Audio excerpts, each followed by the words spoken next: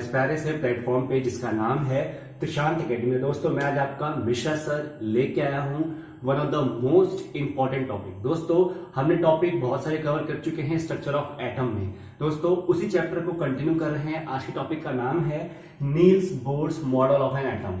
दोस्तों हमने स्टार्टिंग में कवर किया था कि बेसिक कि स्ट्रक्चर ऑफ एटम क्या होता है, ठीक है, एटम्स में क्या क्या होते हैं, सब पार्टिकल्स क्या होते हैं, किसके क्या चार्जेस होते हैं, हम ये सारी चीजें डिस्कस कर दी थी बेसिक में।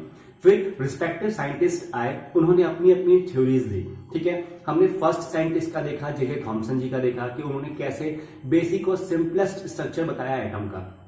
उसके बाद हमारे पास आया रदरफोर्ड, है ना, उन्होंने क्या बताया, अल्फा पार्टिकल स्कैटरिंग एक्सपेरिमेंट के द्वारा उन्होंने बताया कि कैसे एटम्स के जो सेंटर पे जो पॉजिटिव चार्ज है वो कैसे नेगेटिव चार्ज को रिपेल करता है। मतलब उन्होंने पूरा डिटेल में स्ट्रक्चर बताया कि सेंटर में एक पॉजिटिव चार्ज है, उसके अराउंड एक नेगेटिव चार्ज रिवॉल्व करता है जिसको हम इलेक्ट्रॉन कहते हैं।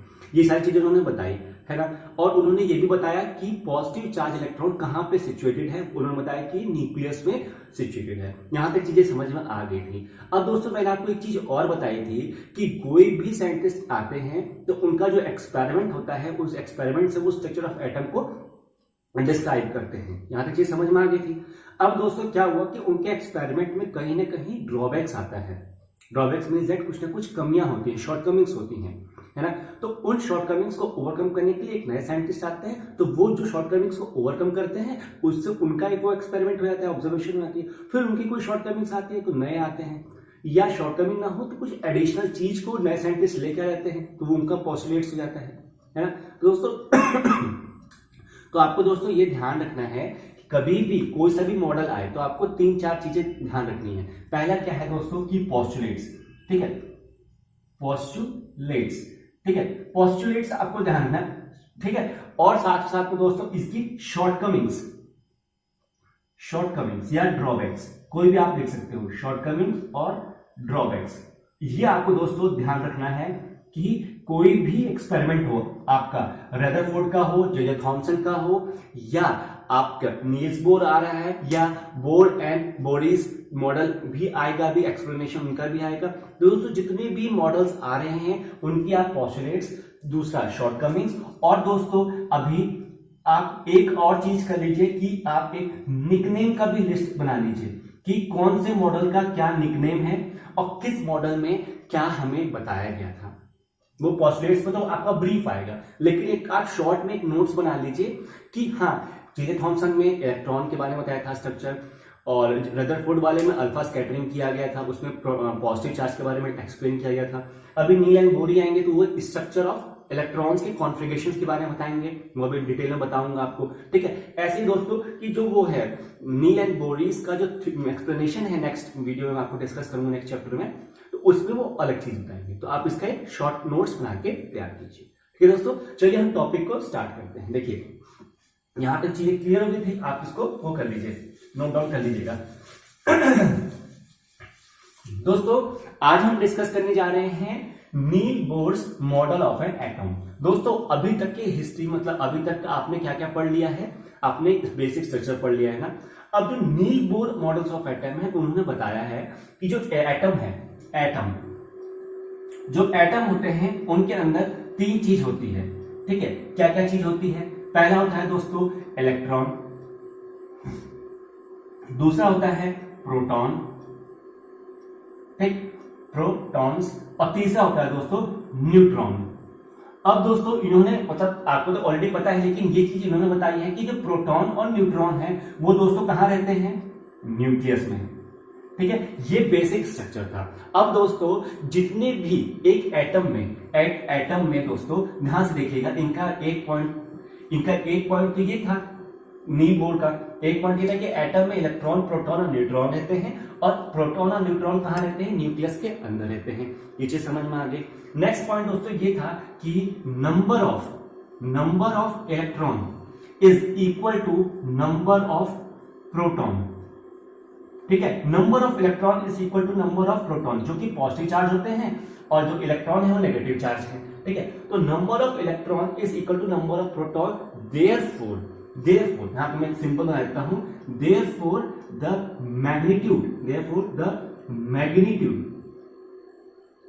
Magnitude of charge of atom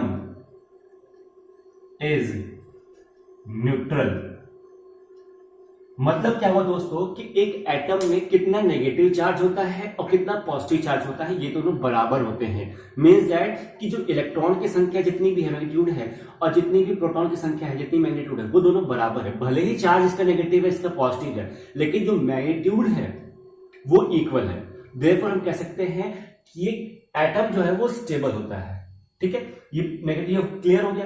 अब दोस्तों बात आती है कि जो प्रोटॉन है और जो न्यूट्रॉन है वो कहां रहते हैं, न्यूक्लियस में रहते हैं। तो हम ये मानते हैं कि जो न्यूक्लियस है वो पॉजिटिव चार्ज का हो जाता है। जो न्यूक्लियस है वो पॉजिटिव चार्ज का हो जाता है। फॉर एग्जाम्पल फ्रेंड्स, कि अगर इस घर में, अगर आपका कोई घर है, इस घर में कोई तिवारी जी रहते हैं, उनकी पूरी फैमिली रहती है, या इस घर में कोई सिंघानिया जी रहते हैं, उनकी पूरी फैमिली रहती है, तो बोर्ड जो आगे मेन गेट होगा, मेन गेट के आगे बोर्ड लिखा होगा, वो क्या कहलाएगा, तो कहेगा सिंघानियाज फैमिली या तिवारी फैमिली। तो हम क्या मानेंगे कि इस घर में पक्का पक्का तिवारी जी रहते हैं, उनकी फैमिली रहती है। तो जो जो मेंबर होंगे सबको हम बोलेंगे भाई तिवारी जी के रिलेटिव्स हैं या तिवारी जी के फैमिलीज के हैं, है ना। तो बाहर से नॉमिनेटेड क्या हो जाएगा कि वो तिवारी जी हैं, क्या सिंघानिया जी हैं। सिमिलरली न्यूक्लियस के अंदर अगर प्रोटॉन और न्यूट्रॉन रहते हैं तो न्यूट्रल चार्ज है, प्रोटॉन क्या है, पॉजिटिव चार्ज है। तो अगर ये न्यूक्लियस के अंदर रह रहे हैं तो हम क्या कहेंगे, जो न्यूक्लियस है हमारा वो क्या होगा, पॉजिटिव चार्ज होगा। ये समझ में आया। तो ये पॉजिटिव चार्ज हो गया और ये नेगेटिव चार्ज हो गया। इतनी चीज समझ में आई। अब दोस्तों इनका एक दो पॉइंट समझ में आए, पोस्टुलेट्स। अब नेक्स्ट देखिए, उन्होंने ये बताया। अब दोस्तों यहां से थोड़ा सा कॉम्प्लिकेटेड स्टार्ट हो जाता है। ठीक है, यहां से कहानी थोड़ी दोस्तों स्टार्ट हो जाती है। अब ध्यान से देखिएगा, इन्होंने ये बताया कि सेंटर पे तो हमारा न्यूक्लियस है। ठीक है, ये सेंटर पे न्यूक्लियस है और पॉजिटिव चार्ज हो गया, इसको सर्कल कर दो। ठीक है, अब इन्होंने ये बताया कि न्यूक्लियस पे तो पॉजिटिव चार्ज हो गया, लेकिन जो इलेक्ट्रॉन्स हैं वो न्यूक्लियस के अराउंड रिवॉल्व करते हैं। ठीक है, तो मैंने इनके अराउंड ये रिवॉल्व करा दिए। ये देखिए, ये एक रिवॉल्यूशन, एक ये रिवॉल्यूशन और एक ये रिवॉल्यूशन। ठीक, अब इन्होंने बोला है फ्रेंड्स कि जो इलेक्ट्रॉन्स न्यूक्लियस के अराउंड रिवॉल्व करते हैं वो उनकी एक स्पेसिफिक ऑर्बिट है। ठीक है, the electron have certain orbit where they revolve around the nucleus। ठीक है, where they revolve around the nucleus। अब दोस्तों होता क्या है कि ये ऑर्बिट को इन्होंने बोला है कि शेल। ठीक है, अब ये orbits are called shell and each shell has a specific energy। ठीक है, अब देखिए, electrons have a certain orbit where they revolve around the nucleus. Electrons के पास एक ये ऑर्बिट हो गई, अब वो यहां पर रिवॉल्व करते हैं। देखिए, ये रिवॉल्व किया, ये रिवॉल्व किया, ठीक है, ये रिवॉल्व किया और ये रिवॉल्व किया, ये रिवॉल्व किया। ऐसे करते करते दोस्तों ये रिवॉल्व करते हैं अराउंड में। ठीक, फिर लिखा है ऑर्बिट्स आर कॉल्ड शेल। इसी ऑर्बिट्स को हम क्या बोलते हैं, शेल बोलते हैं। ठीक है, and each shell has a specific energy, और हर शेल में एक स्पेसिफिक एनर्जी रहती है।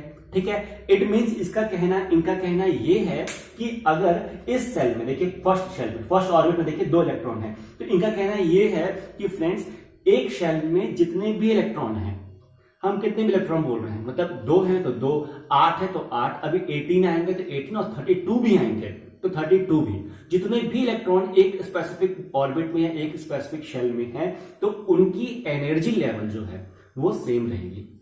क्या बोल रहा हूं मैं, जैसे कि मेरे पास 5 रुपए है, तो मैं अगर इस सेल में हूं और एक मेरे साथ मेरा भाई भी है यहाँ पे, तो मेरे पास जो 5 रुपए होगा तो उसके पास भी 5 रुपए होगा। हम दोनों के इलेक्ट्रॉन के पास सेम एनर्जी लेवल रहेगा। अगर मैं इस ऑर्बिट में चला गया तो मेरे पास अगर 10 रुपए है तो इनके पास भी 10 रुपए है। ठीक है, लेकिन अगर मैं यहां पे हूं 5 रुपए लेके, तो ये भाई साहब अगर यहां पे हैं तो इनके पास 10 रुपया होगा। तो अगर ऑर्बिट चेंज हुई, शेल चेंज हुआ, तो एनर्जी लेवल भी चेंज होगा, लेकिन एक ही ऑर्बिट में सेम एनर्जी लेवल रहेगा। ठीक है, तो same energy level in same shell. ठीक, अब फ्रेंड्स ये तो बात हमारी समझ में आ गई कि same energy level in the same shell, ये चीज क्लियर हो गई। अब दोस्तों बात ये आती है कि ये शेल कैसे डिसाइड हुआ, ये एनर्जी लेवल कैसे डिसाइड हुआ। तो दोस्तों एक बात तो मतलब ये मैं बताने जा रहा हूं, लेकिन एक बात और आप समझिए कि यदि कोई इलेक्ट्रॉन लोअर एनर्जी लेवल से हायर एनर्जी लेवल पे जाता है, ध्यान समझिएगा, लोअर एनर्जी लेवल से हायर एनर्जी लेवल पे जाता है, मतलब ये फर्स्ट लेवल है, ये सेकंड लेवल, ये थर्ड लेवल है, तो फर्स्ट से सेकंड पे जा रहा है फ्रेंड, ध्यान से देखिएगा, फर्स्ट से वो सेकंड पे जा रहा है। ठीक है, फर्स्ट से वो सेकंड पे जा रहा है, तो एनर्जी को वो गेन करता है, एनर्जी गेन करेगा। ध्यान से देखिएगा, फर्स्ट से सेकंड पे जा रहा है तो एनर्जी को गेन करता है, मतलब यहां से वो यहां मूव कर दिया, एनर्जी को गेन करेगा। समझ गए। अगर मान लीजिए कोई इलेक्ट्रॉन यहां पे है, वो यहां से यहां जा रहा है, अपने प्रीवियस एनर्जी लेवल पे जा रहा है, मींस दैट वो थर्ड से सेकंड पे जा रहा है। ठीक है, तो वो एनर्जी को लूज करेगा, लूज। समझ में आया। तो एनर्जी लेवल गेन कब करता है इलेक्ट्रॉन, एनर्जी लेवल लूज कब करता है, एनर्जी कब लूज करेगा, कब गेन करेगा। तो आप समझ लीजिए जब लोअर से हायर पे जाएगा, भैया आपको स्पीड बढ़ानी है, आपको एक गियर से दूसरे गियर पे जाना है, तो क्या करोगे, एक्सीलरेटर और तेज करोगे ना, इंजन को और पावर दोगे ना, तो उसमें एनर्जी का हम गेन करते हैं। तो फर्स्ट से सेकंड पे जाते हैं, तो एनर्जी को गेन किया। और लूज करें, लो भैया गियर डाउन कर दिया, गाड़ी स्लो कर दी, तो एनर्जी को लूज कर दिया, तो हम थर्ड से सेकंड पे आ गए, मींस हायर से लोअर पे आ गए। ये चीज समझ में आई। अब दोस्तों यहाँ चीजें तो समझ में आ रही है, इसको आप नोट डाउन कर लीजिए। अब दोस्तों नेक्स्ट बारी आती है कि इन्होंने शेल के बारे में बताया था। ठीक, तो इन्होंने ये बोला फ्रेंड्स कि जो हमारा फर्स्ट शेल होगा, ये जो फर्स्ट शेल है, सेकंड शेल, थर्ड, फोर्थ, ऐसी नंबर ऑफ शेल्स बढ़ते जाएंगे। तो इन्होंने बोला कि शेल का नाम है के, एल, एम और एन। इन्होंने 4 शेल बोली है कि 4 शेल होती है, के, एल, एम और एन, ये बोला इन्होंने shell.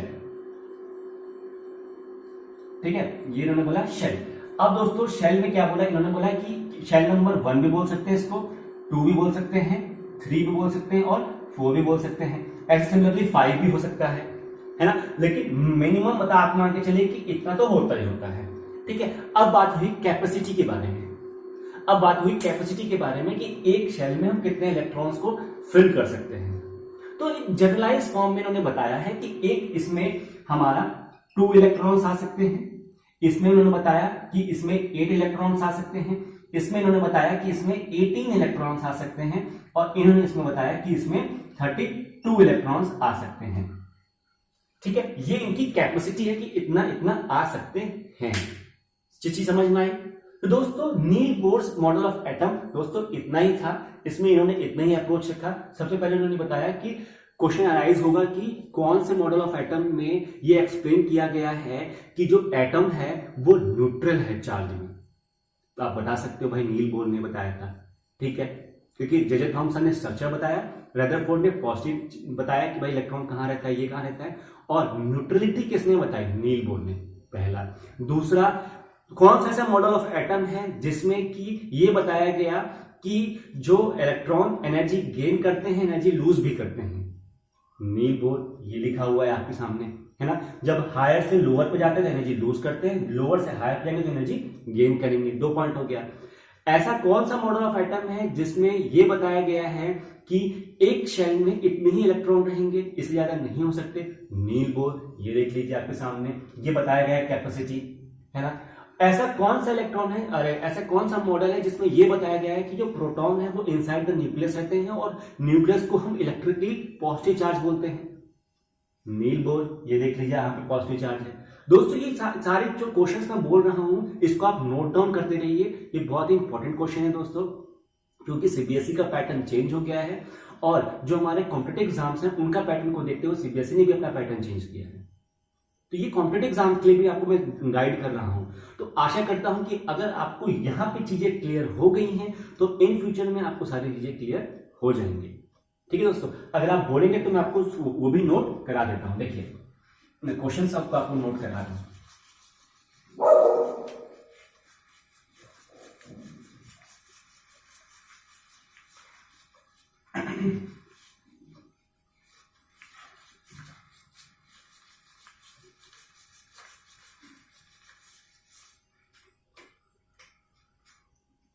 Name the model of atom which describe that atom are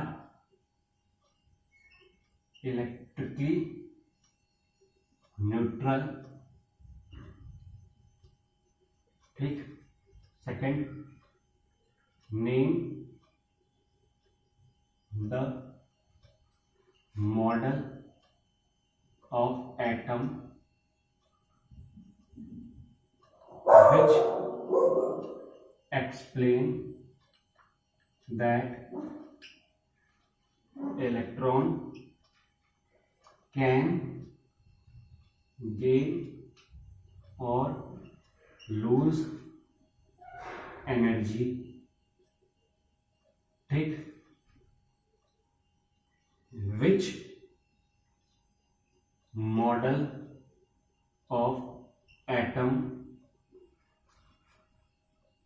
tells about orbit और शेल। ठीक है दोस्तों, इसलिए सॉरी दोस्तों कि मेरी इंक खत्म हो रही है, लेकिन मैं आपको यह बता दिया कि name the model of atom which describe that atoms are electrically neutral. Niels Bohr, इसको थोड़ा सा आप एक्सप्लेन भी कर दीजिएगा। मीन दैट आप ये मान के चलिए कि ये 2 मार्क्स का है, 2 मार्क्स का ये भी है, 2 मार्क्स का ये भी है और 2 मार्क्स का ये भी है। तो ये अगर सारे क्वेश्चन आप प्रिपेयर कर लेते हो, आपको मैंने इतनी अच्छी तरह डिस्क्राइब कर दिया है, अपने आप फ्रेंड्स में, अपने जो कलीग्स हैं उन सबको ये क्वेश्चंस के साथ साथ आप उनको एक्सप्लेन भी कर सकते हो। मैंने इतनी अच्छी तरह आपको एक्सप्लेन किया है। तो आशा करता हूं कि आपको सारी चीजें अच्छी तरह समझ में आई होंगी। आप इसका एक स्नैपशॉट ले लीजिए या इसको आप वीडियो को पॉज करके इसको नोट डाउन कर लीजिए। ठीक है दोस्तों, मैं कोशिश करूंगा कि आपके सामने एक वीडियो लेके आऊं जिसमें मैं क्या आपको बताऊं bore and Boris rule of configuration, कि बोर एंड बुरी ने कैसे बताया है कि किसी भी एक शेल में कितने इलेक्ट्रॉन्स रिवॉल्व कर सकते हैं। ठीक है दोस्तों, तो उस पर भी जल्दी एक वीडियो लेके आऊंगा और आशा करता हूं कि आज का लेक्चर आपको पसंद आया होगा। अगर पसंद आया दोस्तों तो एक लाइक जरूर कीजिएगा, साथ ही साथ नोटिफिकेशन बेल को भी प्रेस कीजिए, सब्सक्रिप्शन आइकन को भी प्रेस कीजिए जो नीचे आपको दोनों दिख रहे हैं। ठीक है दोस्तों, प्रेस कीजिए और हमारे साथ जुड़े रहिए। और अगर आप जुड़ेंगे तो आपको हर रोज अपडेटेड वीडियोस की नोटिफिकेशन सबसे पहले पहुंचेगी। ठीक है दोस्तों, इतनी हेल्प कीजिए, बाकी मैं आपकी हेल्प तो करने के लिए रेडी हूं। ठीक है दोस्तों, तब तक के लिए टेक केयर, बाय बाय।